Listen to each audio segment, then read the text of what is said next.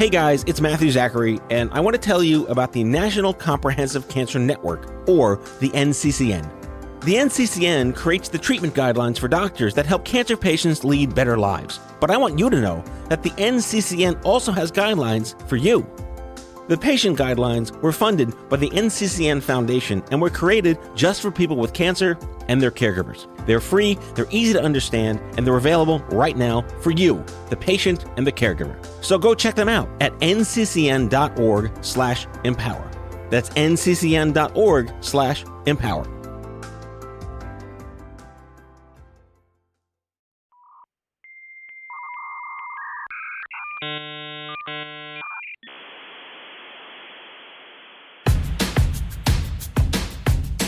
I'm as mad as hell, and I'm not gonna take this anymore!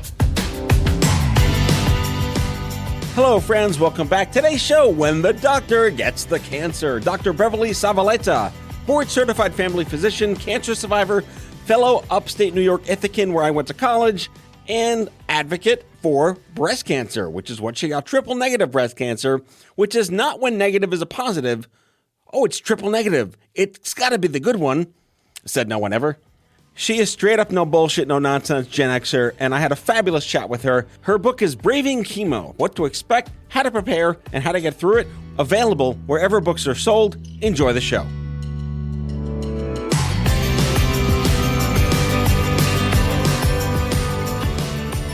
All right, Beverly, you're in the hot seat. Welcome to the show. Great. My buns are warm already. I love it. I'm going to start with a gotcha question. It's really self-serving. Great. Your book, which we'll discuss, Braving Chemo, What to Expect, How to Prepare, and How to Get Through It, if you can get through it, that is. We'll discuss the asterisk of your byline, of course. You have a comprehensive resource guide in the back, and I look through, I know all the organizations. Fantastic job culling all this information. However, you have omitted an organization that is quite near and dear to my heart. It is the one that I founded in 2007, the country's largest young adult cancer group, Stupid Cancer. Yeah. So, sorry about that. I'm forcing you. I'm forcing you to a second edition. Yes, that's right. I think this is just a matter of I had. I'm just busting your ass. Yeah. Don't worry. So I kid you not. What happened as soon as it went to press was organizations kept popping up in my social media feeds and people kept reaching out to me.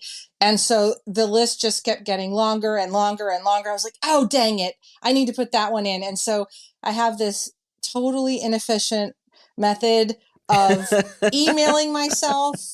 Because if I don't do that, then it's just sticky notes all over the house and in my car of what I need to add to the next edition. So emailing myself at least is like sticky notes that all go in one place. And so I have these just 3 years worth of emails to myself of resources that need to be added to the second edition. It's crazy. So yeah, Stupid Cancer, high on the list of what has to go in the second edition. It's crazy. All right. Ass busted for part 1 of 95 of this conversation. I'm ready. I'm up for it. I want to talk about your origins in medicine because they weren't origins in medicine. You have zoology in your background. What the hell is that about? I mean, I know what it's about, but how did that happen? So, funny story. When I was growing up, both my parents were interested in science. They were kind of granola, nature-loving type people. And so I got interested in science as well. And when I went to college, I thought I was going to go to veterinary school. So that was a major that made sense. I was doing my prerequisites, studying. I took a class in college. I believe it was called something like comparative vertebrate phylogeny or something kind of, obscure. That was actually one of the hardest classes I ever took. I mean, it was a butt kicker. And nobody knows what that is, right? And then I realized after I worked in I had some part-time jobs. I worked for, I think, 3 different veterinarians over a year and a half. And then I realized I didn't want to be a veterinarian. So I had to pivot. And so then I spent a couple of years exploring and thinking about different options. I worked different jobs. I'd volunteer. I mean, there was a whole long, convoluted path after that. Yeah, I did a lot of spelunking, of course, and I also saw anthropology. I fancy myself a closet anthropologist because I just like to look back and say, how the hell did all this happen? Are you the same way? Well, I think so.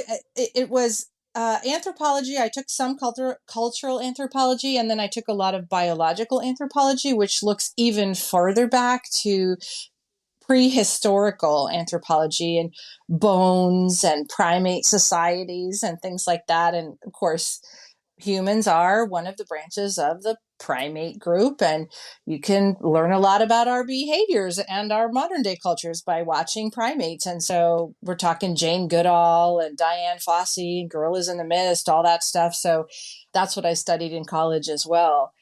I didn't know it at the time, but a lot of that learning and observing and reading and research, it has come in handy as a doctor. I mean, well, we are simians with iPhones these days. So yeah, absolutely. So one of my favorite books from college, again, in my closet anthropology studies, which doesn't exist, I made that up, was Guns, Germs, and Steel. Did you read that? No, it's on my list. I mean, it's actually, I have stacks of books around the house that are on the list to read. That's a classic. It came out, I want to say 25 years ago, maybe even 30 by this time. This was the 80s, the 90s. Yeah. Yes. So it's one of the classics that I haven't had a chance to read, but yeah, it's well known. So I have to mention, my listeners love when I have doctors on the show, and I have to say, you're the kind of doctor that if someone says, "Is there a doctor in the house?" you're one of those doctors.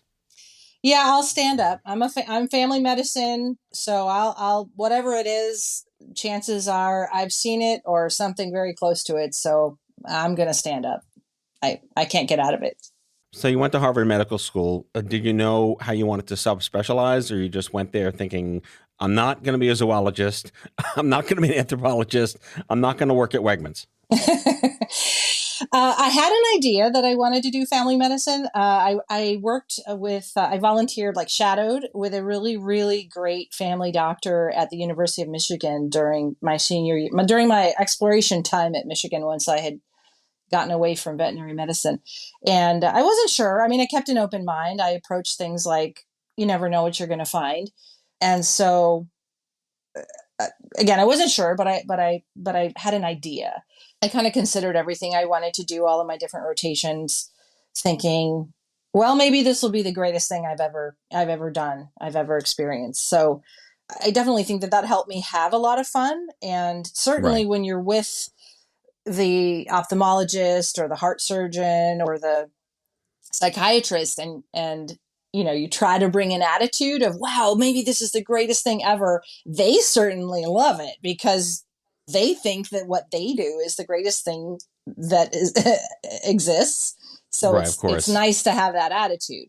But then, about 3 years in, and you have to start deciding and take your electives and narrow it down. And then I did some community-based medicine as my clinic, and I was in a community-based family medicine clinic in Somerville, Massachusetts, which at the time had the largest, this is just a non sequitur, but the largest concentration population of Brazilians outside of Brazil at the time.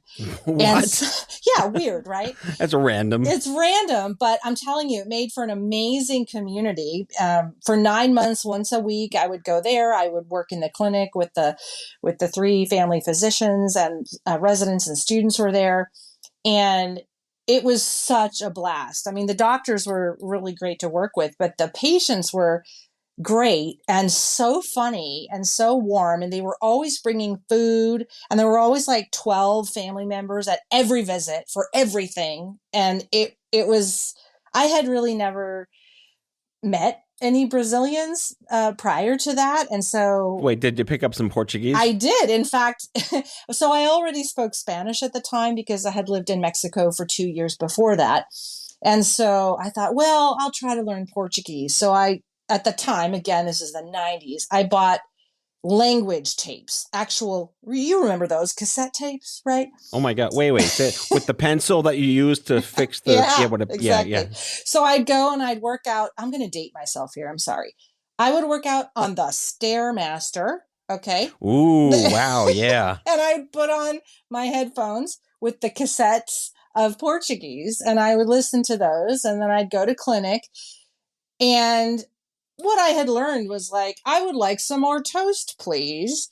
But somehow, I was trying to learn Portuguese to use in clinics. So I would be learning the body parts. And if I didn't know it, I would say the word in Spanish, or I would try to make it sound Portuguese, and the patients would laugh at me, but they more or less knew what I was saying.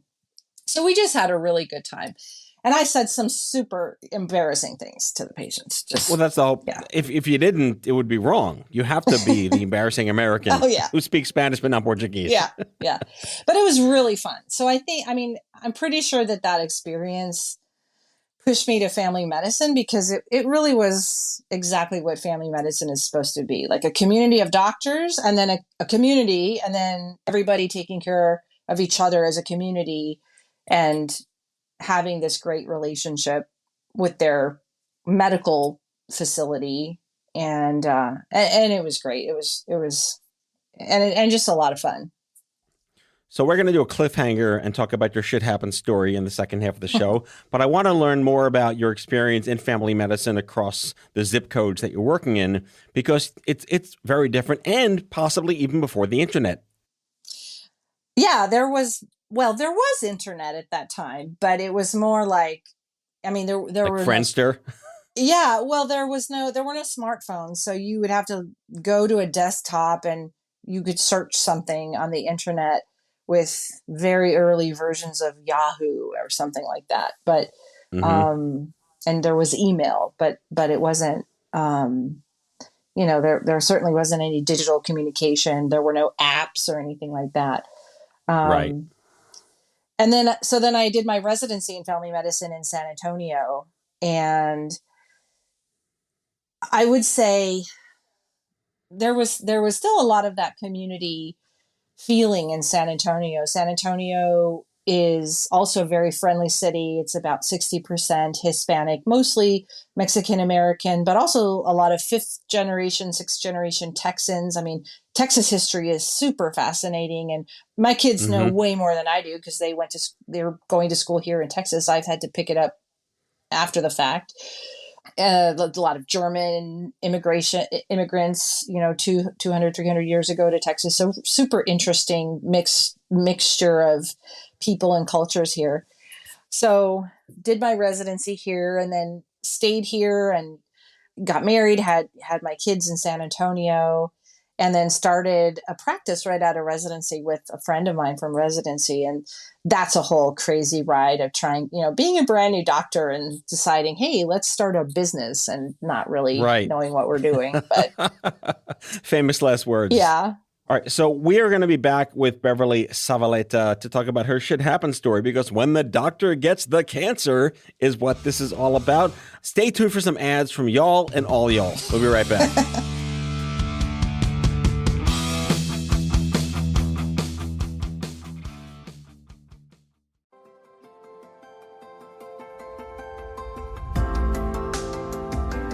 The COVID-19 pandemic showed us how a microscopic virus could upend our lives and how unprepared our society was for it.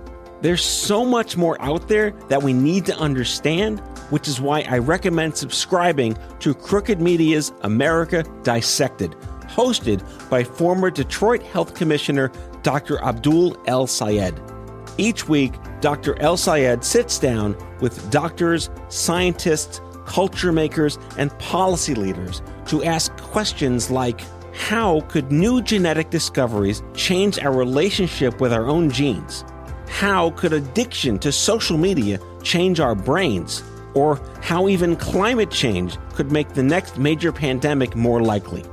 To hear discussions on these topics and more, check out America Dissected from Crooked Media.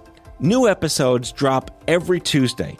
Listen on Apple Podcasts, Spotify, or wherever you get your podcasts.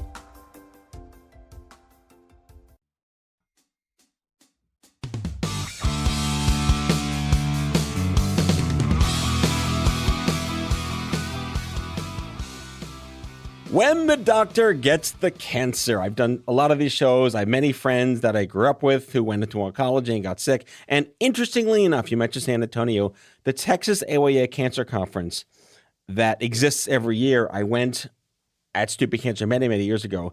A gentleman named Greg Ayoun works at the local cancer center there, a young adult cancer survivor.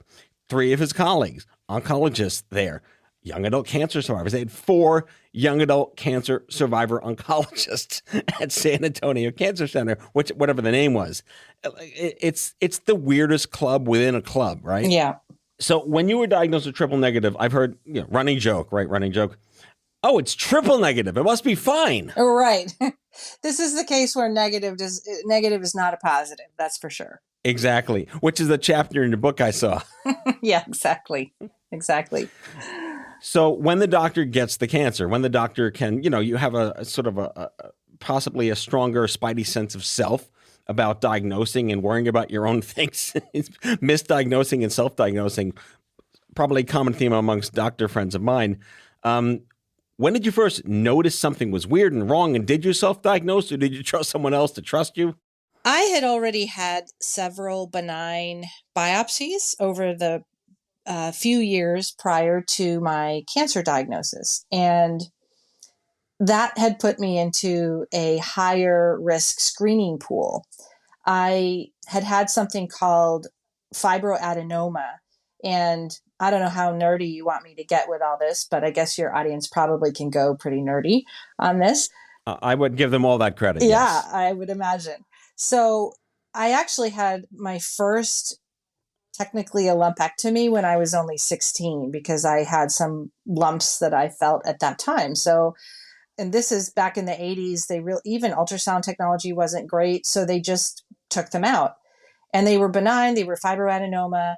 And I was followed just clinically, meaning I touched base once a year, once every other year at the breast clinic at University of Michigan.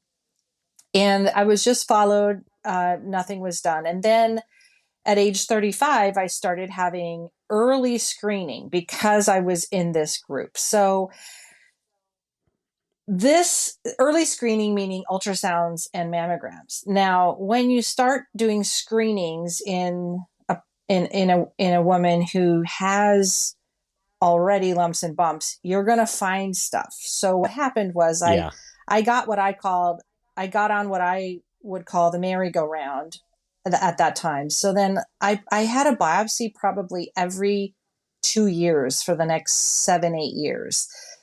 And, Wait, were you just waiting for the shoe to drop? So kind of, because I also think I had basically every possible kind. I had a punch biopsy. I had an excisional biopsy. I had a CT guided biopsy.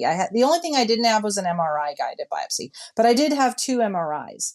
But I didn't really have a choice. I mean, the only choice would have been, well, I'm just not going to screen, which that's a whole nother podcast topic. But the whole issue of over screening and over biopsying is, has been debated like crazy over the past 20 years.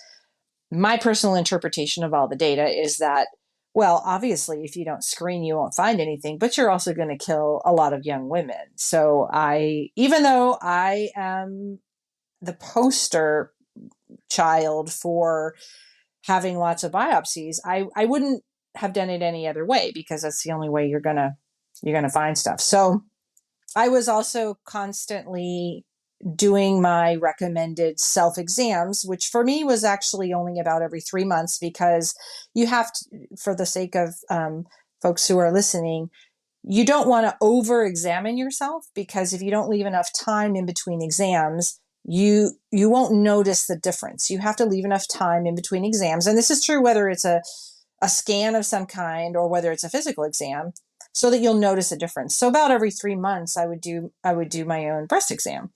So I actually noticed something. So I had an ultrasound in October, that was clear. And then I did my own breast exam in February, and I noticed something. I noticed a lump, and I had noticed many lumps over the years. So I went ahead, I set up the appointments, and by the time I got it scheduled and coordinated, it was another probably 3 months before I got in, got scheduled, got an ultrasound, got a biopsy. So there was a lag, as these things sometimes occur. And I'll tell you, I honestly wasn't nervous about it because this was biopsy number 7 or 8 at this time. Right. You're immune. Yeah, I was sort of numb to the process. I was like, pick up cat food at Target, check. Go get breast biopsy, check. I mean, it was like just another to-do thing on the to-do list. And so then when my primary care doctor actually gave me the news, it wasn't the right, I mean, different hospitals and clinics have different ways of doing it. Sometimes it's the radiologist who might call you with the pathology. In this case, it happened to be my family doctor. And so when I vividly remember, because he called my cell phone and I have his cell phone, we're fairly close because he was one of my professors in residency. And when I saw his cell phone pop up on my cell phone, I remember thinking, oh, that's not good. That's not good. Not good. And it wasn't. I mean, he didn't beat around the bush. He is a kind of a taciturn cowboy. Ooh, SAT word of the day. Hang on. SAT word of the day. Google taciturn, folks. There you go. Yeah, he's like your classic kind of white boy cowboy from Texas. He doesn't say a lot, but he's going to give it to you straight. And he just said, well, Beverly, you got intraductal carcinoma, invasive. Let me set you up with the surgeon. Like, just like that, delivered, just boom. Very deadpan, Texas right deadpan. Out of the, just boom, right there. And I was like, okay. So that down the rabbit hole. Yeah, down the rabbit hole. And honestly, getting the news, I think, was just as bad for me as anybody else. I mean, there's no emotional buffer by being a doctor. That it's like taking a cannon to the chest. I mean, you know, I was knocked down flat just like anybody else would be. I actually was at a friend's house, and I told her because she was physically there. And then I sat in the car and I called my husband, but I couldn't drive. I was too overcome. So, you know, people do ask me, how is it different for you because you're a doctor? But at that moment, I mean, I don't think being a doctor. You're just a scared person. That's right. That's right. Yeah. Did being a doctor and knowing the system help you realize how absolutely fucked up it is in advance? Oh, yes. Oh, yes. On the so you had one advantage. On the daily. I mean, I had many experiences where I was able to solve problems more quickly, logistical problems, and get things done because I knew how the inner workings worked. And I would think, God, you know, in the famous words of the Christmas movies, son of a nutcracker, if I have trouble doing this, how does the normal layperson have a chance, you know, so I had a complication. I had a port put in my chest to get chemo. That was the first thing, because my treatment did not have surgery first. I went straight to chemotherapy. So I had the port placed, and then I had a complication and my lung collapsed later that afternoon. Oh, that's hysterically awesome. Yeah, it was definitely one of those. I love being a healthcare worker, and that black cloud of weirdness is just hanging over me. And I definitely diagnosed that one myself. That was a case of. That was a no-brainer for a family physician. We're driving home, and I tell my husband, honey, I think I have a pneumothorax. And I'm like, I'm feeling kind of dizzy in the car. And he almost pulled off the highway. He's like, what? He's like, well, what does that mean? What is that? I'm like, my lung is collapsing. I think I'm going to have to go back to the hospital. I'm like perfectly calm telling him this. And, oh my God. And he's like, okay, well, we should go back. But here's the terrible thing, Matt. I said, no, I'm starving. Take me home and make me an omelet before we go back. Oh my goodness. That's perseverance right there. My But goodness. I Well done. actually really wanted to eat something. I was like, if I go back, they're not going to let me eat for like another 12 hours. So Nice. So the book again is Braving Chemo: What to Expect, How to Prepare, and How to Get Through It. One of your chapters, speaking of like SAT words of the day, you use the word nadir. Know your nadir, which I remember again like there's Apex, Acme, Apogee, Zenith, and nadir. Like that's all we had to know taking the SATs in 1992. So it just stuck out to me, one of those chapters, because it's hard to recognize how shitty it is in giving people permission to be pissed and recognize this is going yeah, to suck.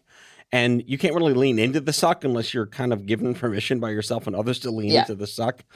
But I wanted to focus one thing. You talk a lot about I talk about like your metaphor of choice. yes, Like the word survivor was invented in 1986 when the National Coalition for Cancer Survivorship was sanctioned and gave it a word so it get a billing codes and rehabilitation could exist. And that was reinforced in 1998 with the Cancer Rehabilitation Act. But this idea of fight, survive, battle, survivor, journey, cure, all these words have become fridge magnet bingo these days. And I kind of let people pick their own, because I'm not going to tell you what is and what isn't. But where did you come to sort of your own personal conclusion on what these words meant to you? yes. This is such a big question. It's so charged. I think so. I had trouble with, so when I was originally diagnosed, I felt like I was bombarded with the whole language of battle and fighting that kind of hit me in the face. And I did not want to accept that as the language or the metaphor for the experience that I was having. It did not feel like what was going on for me or inside of me. I so while, when my cancer was active and I was getting ready to start undergoing my treatment, and I was in the beginning, doing my treatment, I thought to myself and also to some of my friends as I was talking that it just didn't seem like a battle to me. That seemed too violent for me.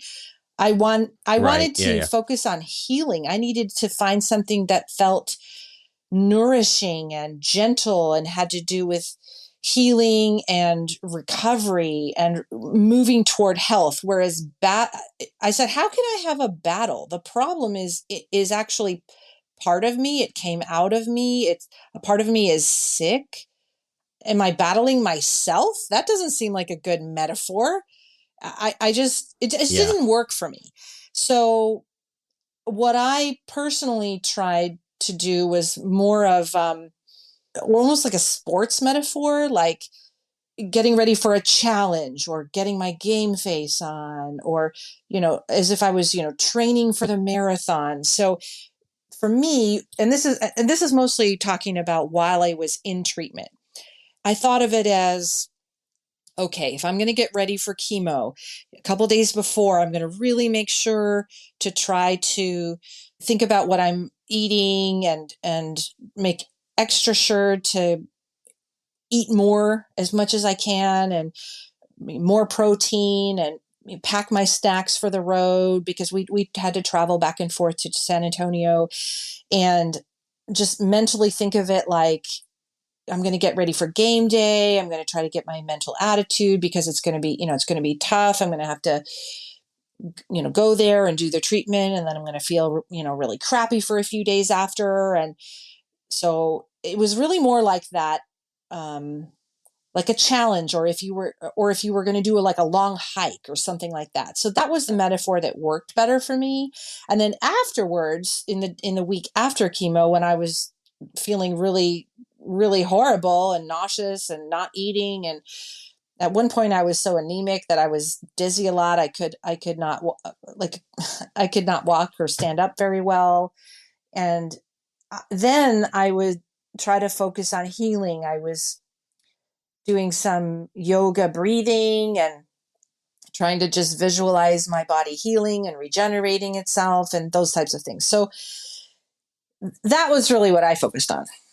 All of this speaks to the theme of your book, which is kind of like the life hacks and the lifestyle versus the actual clinical medicine applications of the, the biology and whatnot. There's so many cancer books on like what to do. This is kind of a field guide. And I want to wrap up by you helping our listeners understand what they can learn from your book.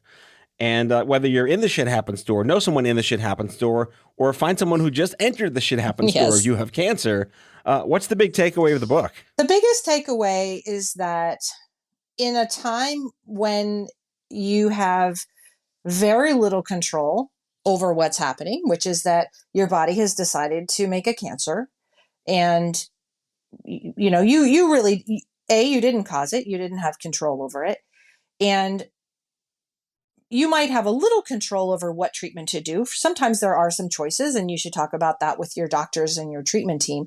But for the most part, it's a time when you just don't have control, and that feels so awful. And talk about, you're in the shitstorm. I mean, you are in the shitstorm. There are a few things that you can do that can help you feel better. And Braving Chemo tries to give you some tips and tricks to do that. And the number one overarching theme is to listen to yourself and to try to help you get in touch with your heart, really, and your center core and your center self, because I know it sounds corny, but I really believe that is untouched by the shitstorm. I mean, that your self is still there, and you can stay in touch with that. And that is so comforting. And so I hope that that's what people can take away from it. All right. Dr. Beverly Zavaleta is a board-certified family physician, cancer survivor, and longtime advocate of patient education, fan of Wegmans, former Ithacan, almost zoology veterinarian, and the author of Braving Chemo, What to Expect, How to Prepare, and How to Get Through It. Link in the episode descriptions. Beverly, thank you so much for joining me on the show. Thank you, Matt. Today. It's been a pleasure.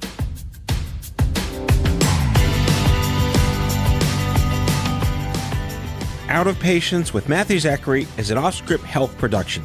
The executive producers are Matthew Zachary and Andrew McDowell. It's mixed and edited by Kyle Moore. If you like the show, ratings and reviews are always welcome. Leave us a message anytime at 855-AUDIO-66. That's 855-AUDIO-66 to share your healthcare shitness with us, and we might just play them on the air on a future episode. For more information about this show and OffScrip Health, visit offscrip.com. That's offscrip, no T.com.